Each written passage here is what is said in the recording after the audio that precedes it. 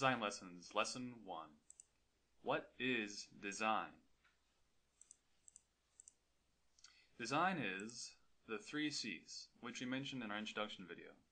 They are composition, components, and concept. You might recall the phrase that we use to remember these 3 C's. The composition of components to convey concept. And of course, you convey this concept to an audience, obviously. Now, what is composition exactly? Well, composition can be color, contrast, spacing, etc. And components, well, this is how we arrange these components as composition. So components themselves can be shapes, lines, groups, images, and so on. And finally, concept. What kind of concept are we trying to communicate to the audience? A happy one or a sad one? Fancy one or a simple one? Fun or serious? And so on. So you get the idea. Basically, design is how we compose or color, how we contrast, how we space and group and things like this, different components like shapes, lines, and groups, images, and so on, in such a way that they convey a certain concept or a tone or a mood to the audience. Now, you have to remember, too, that design is all about accomplishing something. So it's key that you understand as you grow in your skills and talents and you develop these understandings and skills of design that you should always start first with a purpose. Decide what to say first, then decide how to say it. So decide on a concept or a goal that you want your audience to achieve or to feel. And then find components that emphasize that concept and composition of those components that also emphasize that concept. And that's how you'll come up with successful designs, good designs, effective designs. Alright, let's go on though to the next point. You see, design can be thought of as a spectrum, really with 2 different ends as well obviously as a middle. So the design spectrum can be composed of either aesthetics or functional design. So aesthetic design on one end, and on the other far end is functional design. That's because the 2 are very different. They have different goals or end results. For instance, aesthetic design. Aesthetic design is meant to be pleasing to the senses. It's meant to be seen. And it's pleasurable. You can think of a keyword, that would be it. Aesthetic design is pleasurable. And aesthetic design is all about the mood. What kind of mood are you setting? Well, you do this visually, with visual interest, composition, components, and such. And this helps set that mood, which can kind of be referred to as the concept of the design. Now, on the other hand, in contrast with aesthetic design, we have functional design. Now, functional design helps the audience to succeed. Functional design is meant to be used, really, not so much to be seen, but to be used, maybe even experienced. You might have that term UX or user experience. Well, that has a lot to do with functional design, like information architecture and websites, for instance. Now, a keyword for functional design, to remember, would be purposeful. Functional design is all about purpose, whereas aesthetic design is all about pleasure. And functional design is all about goals. Again, helping the audience to succeed, typically in achieving a certain action or result. Okay, so now let's take some examples of aesthetic design. There are a few examples we can consider, such as photographs, paintings, and songs. Now, as far as photographs, they're typically all about the coloring, the lighting, sepia, black and white, or full color, the position, the angle, the interest of it. It's a good example of aesthetic design.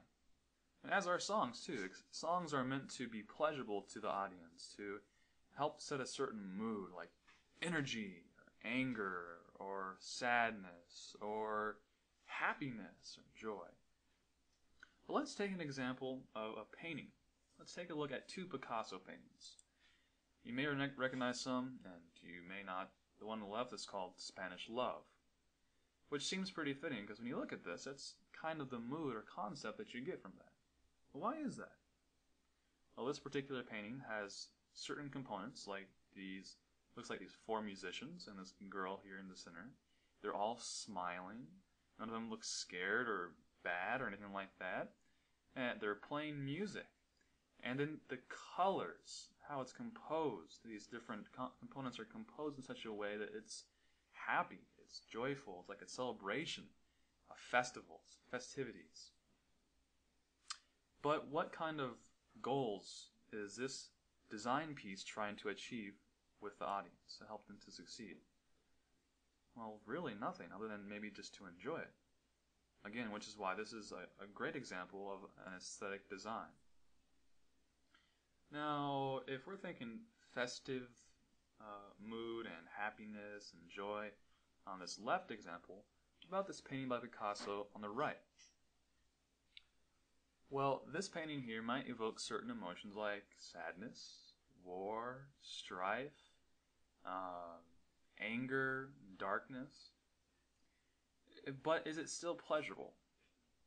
Well, we're not going to say it makes you happy per se, but from an aesthetic, visual standpoint, this is a very interesting design, a very interesting painting. It has a lot of well-done lighting, components and details that are really interesting for the eye to trace through and examine and explore further.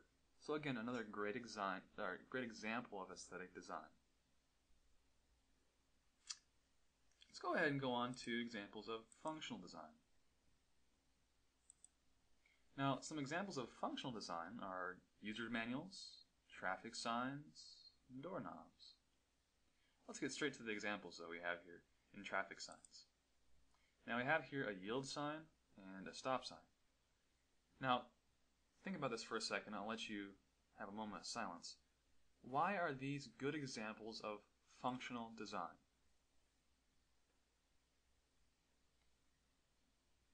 Really, what is the purpose of a traffic sign? It's to help a driver to see something and react to it, right? So in the left example, the yield sign, what is the message?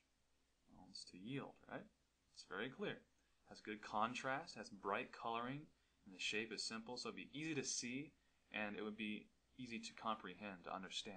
You could see it easily and quickly understand it, and then react. So it's a good functional design. Now, it's not the most beautiful design. It's not necessarily pleasurable to look at. As far as visual interest, it's quite simple and not too interesting. So you're not really brought into this design to explore it further with your eyes. But, again, this is a highly functional or function-centric design. Same with the example on the right, the stop sign. Again, the message is clear, the contrast is good, and the color is bright, so it's easy to see and you can quickly understand and thus react. So it's helping the audience to succeed in this goal of reacting. So for instance, slowing down to pedestrians or cross traffic, or stopping at the intersection. Same things can be said about user manuals and doorknobs. They want to help the audience to succeed, do something. For instance, a doorknob. It helps you to open a door so you can pass through it.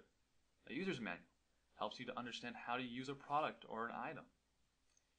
What other examples are there of functional design that you can come up with?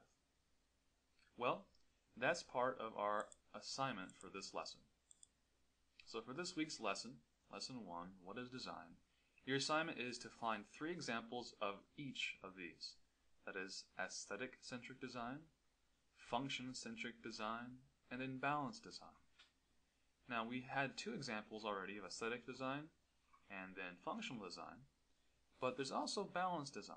And this is where the majority of websites, marketing brochures, business cards, things like this come into effect, is they have enough visual or aesthetic interest to draw the user's attention, and they're communicating a very specific message or helping the audience to reach a certain goal. That's balanced design. Now, we didn't have any examples of that in the lesson here, but I think with the two far ends of the spectrum understood, you should be able to come up with some examples pretty easily. And I encourage you to look around everywhere, you know. You can look in magazines, and look in books, you can look in paintings, photographs, on TV, online, whatever. Around you, you can take pictures if you want of things outside, whatever. You can find these examples just about everywhere because we're surrounded by design. Okay, now for each of these three different categories, and each for each item, I want you to have a digital photo or link so I can see it. And I want a reason why you think it fits that category. Okay? And I encourage you to not use the same examples we already discussed in this lesson. Now, when you have these 9 different entries for each 3 categories, 3 each, right? 3 times 3 is 9. I want you to submit these for critique. Again, critique is a good thing, right? So send it to my email, and if you don't know it, just ask me. But if you're here at this YouTube channel, you should know it already. Anyway, send it to me, and I'll critique it and give you a response, and we'll go from there. Okay. Now, next week, our lesson 2 preview, and that is a typo there. So I apologize. Fix that on the fly. Maybe not. I don't know what's going on here. There we go. Good enough. Okay. So lesson 2 preview. Our next lesson will be about creating components. So we'll get into more detail about the different types of components, like shapes, groups, lines, different things like that. And that way you'll start getting some hands-on experience. So until then, I'll see you next week.